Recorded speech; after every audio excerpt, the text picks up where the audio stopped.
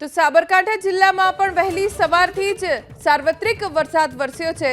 હિંમતનગર તલોદ પ્રાંતિજ પંથકમાં વરસાદ પડ્યો। પ્રાંતિજ પંથકમાં ધોધમાર વરસાદના કારણે નીચાણવાળા વિસ્તારોમાં પાણી ભરાવાનું શરૂ થઈ ગયું।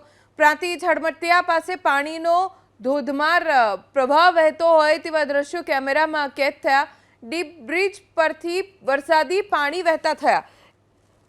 उत्तर गुजरात જ્યાં સૌથી ઓછો વરસાદ સિઝનમાં વરસ્યો અને હવે મેઘરાજા સવારથી જ મહેર વરસાવી રહ્યા છે। ઉત્તર ગુજરાતના અલગ અલગ વિસ્તારોમાં પણ પ્રશાસનના પાપે જ્યાં શહેરી વિસ્તારોમાં લોકો પરેશાન થઈ રહ્યા છે ત્યાં ગ્રામ્ય વિસ્તારોના લોકો ધરતીપુત્રો આ વરસાદને વધાવી રહ્યા છે।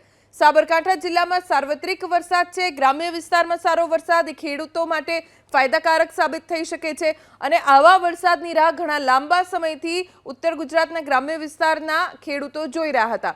સાબરકાંઠા જિલ્લો કે જ્યાં આજે સવારથી વરસાદી માહોલ છે, અલગ અલગ વિસ્તારોમાં વરસાદ પડ્યો। મોટા ભાગના વિસ્તારોમાં આજે સવારથી વરસાદ પડ્યો છે જેના કારણે નીચાણવાળા રોડ રસ્તા પાણીમાં ગરકાવ થઈ ગયા છે। દ્રશ્યમાં પણ આપ જોઈ રહ્યા છો કે ક્યાંક અંડરબ્રિજમાં પાણી ભરાઈ ગયા છે જેના કારણે અહીંયા અવરજવર બંધ કરવી પડી। તો બીજી તરફ અશ્વમેઘ અપાર્ટમેન્ટની બહાર અને અંદરની તરફ પણ ખૂબ પાણી ભરાઈ ગયા છે। સોસાયટીમાં આવવા જવાનું જે મુખ્ય પ્રવેશ દ્વાર છે ત્યાં જ ઘૂંટણ સુધીના પાણી ભરાઈ ગયા છે અને જે વાહનો સોસાયટીની બહાર પાર્ક કરવામાં આવ્યા છે તેના ટાયર આખા પાણીમાં ડૂબી ગયા છે।